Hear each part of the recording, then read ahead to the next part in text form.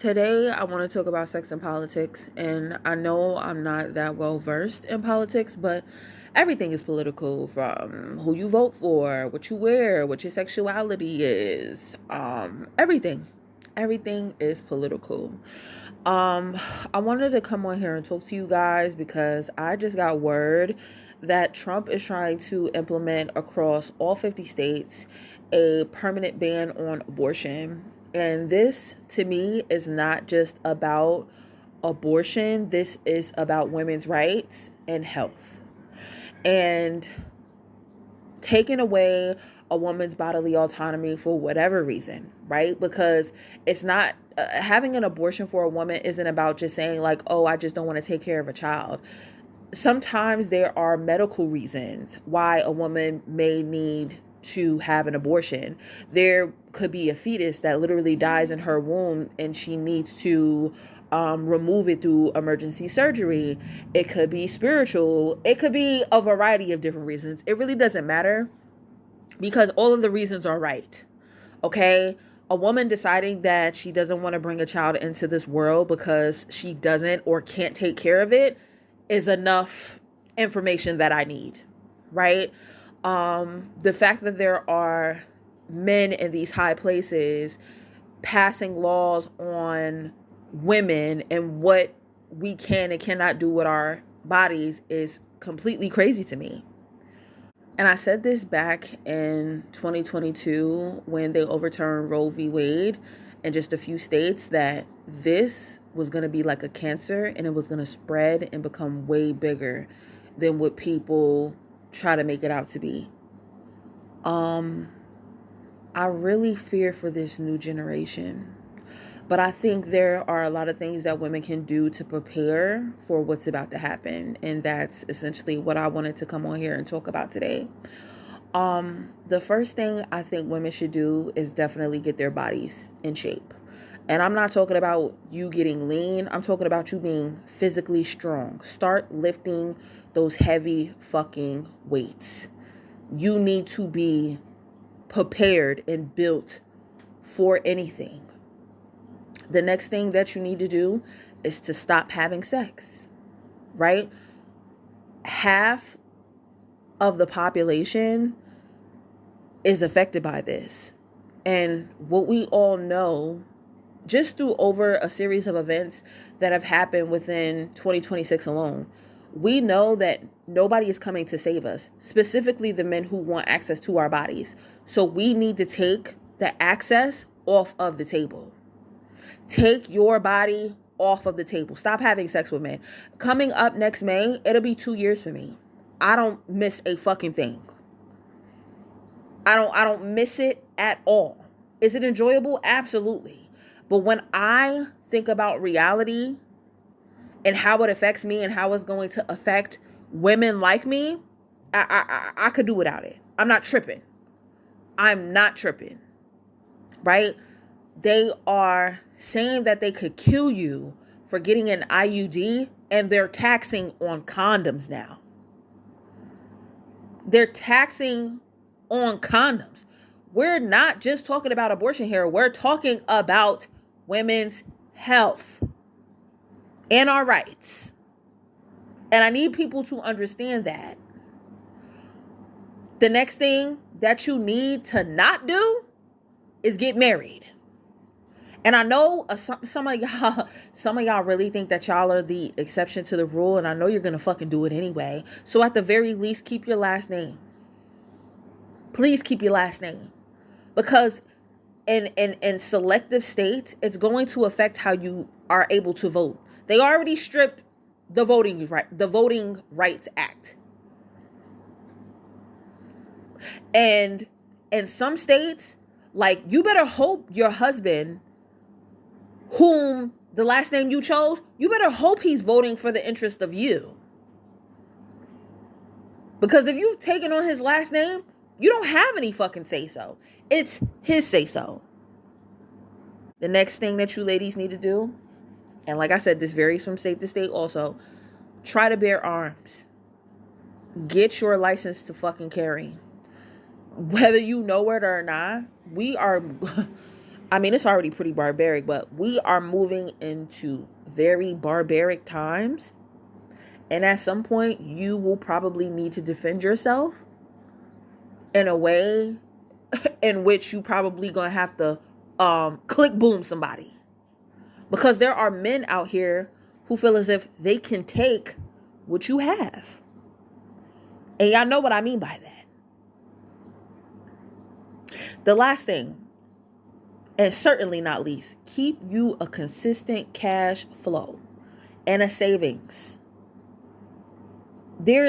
Listen, and I'm not saying that you shouldn't enjoy your money, right? And this all varies from household to household. Specifically, if you are a person who is single like myself, I have a lot more expendable money. Or if you're a woman with children, you probably need this message the most, and you probably need to prepare the most. And you need to have not only liquid cash, but you also need to have digital cash as well. If you could start up a fund between you and some trustworthy homegirls where y'all all throw some shit in a pot for, yourselves individually and maybe to take care of your kids in case of an emergency situation that may happen, please do that. Please do that. You right now have to prepare yourself for the worst case fucking scenario. You cannot be out here thinking that you can rely on a man's motherfucking money, because the same motherfuckers who have control whether you eat are the same motherfuckers who can very well starve you. Been there, done that. Don't you do that. Don't you fucking do it. I don't give a fuck how you out here getting your bag. And that's why I didn't say keep a job. Because you can have a business. You could be selling pussy. You could be doing whatever the fuck you need to do. Keep you consistent money and create you a couple of motherfucking savings accounts. And there's a variety of them. There are Roth IRAs. There are high yield savings accounts. There's a regular savings account, which is bullshit. Don't that should be the last case scenario. But try to become more financially literate and how to place your money in these different spaces.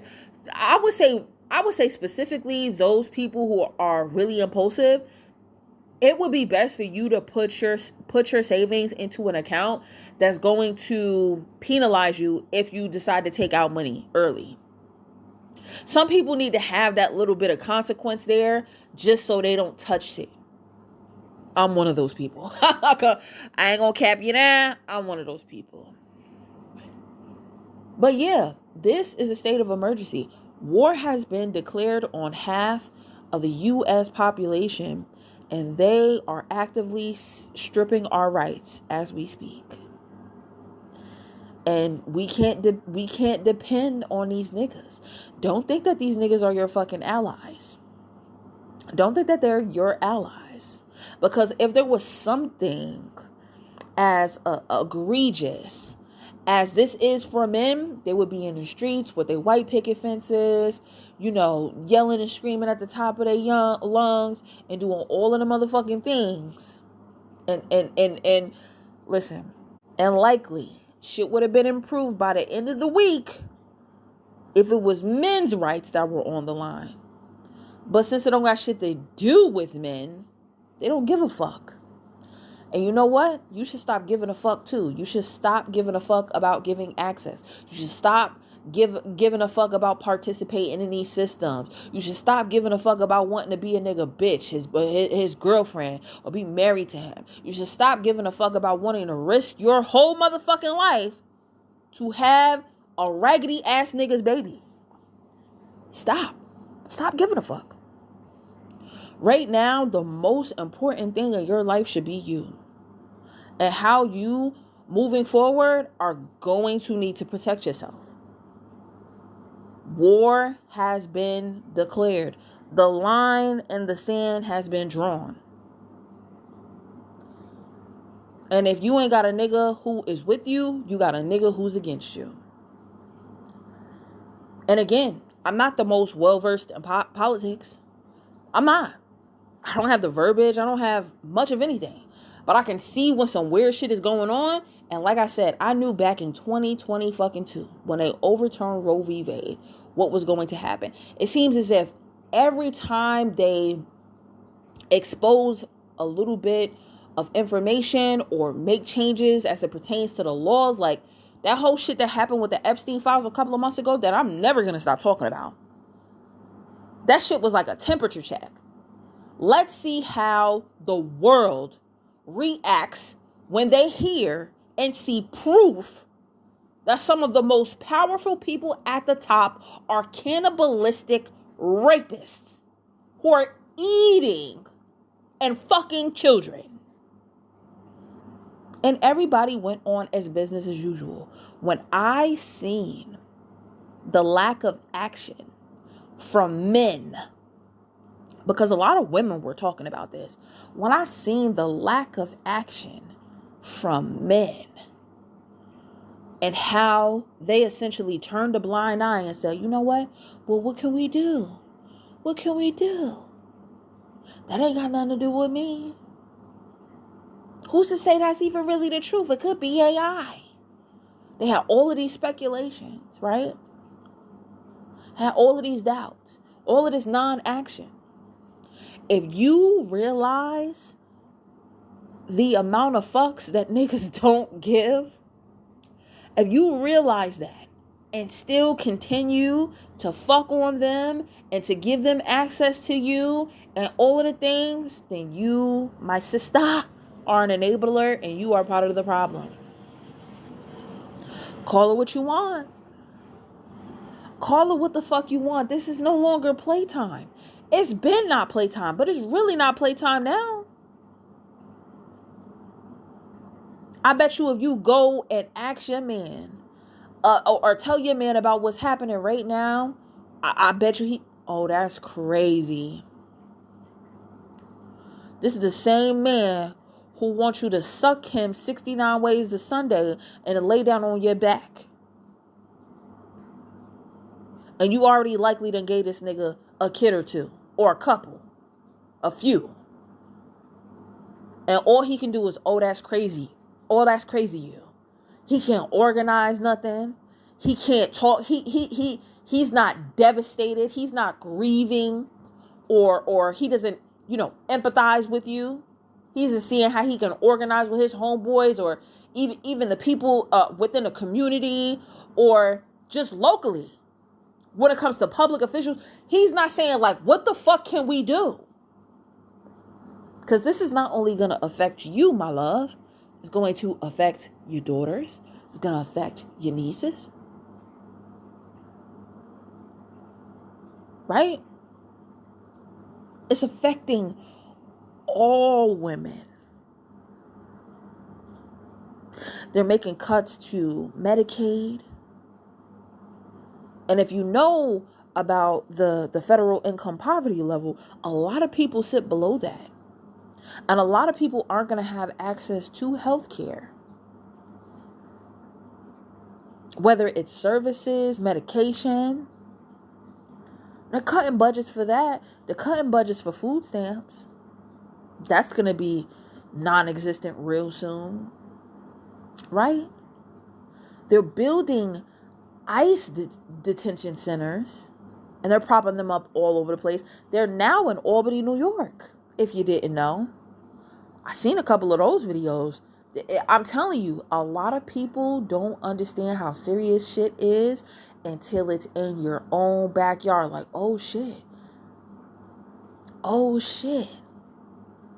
They're pouring more funding into ICE than they have across the entire criminal justice system and law enforcement. And you heard what they doing to them kids and them women in them detention centers. And they probably doing the same thing to the weak men in there too. I don't need to get into details. Y'all can use your imaginations.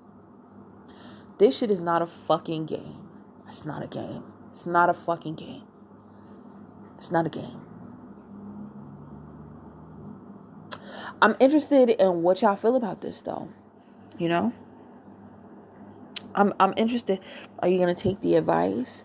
Are you going to continue to do your research? Or do you just not give a fuck?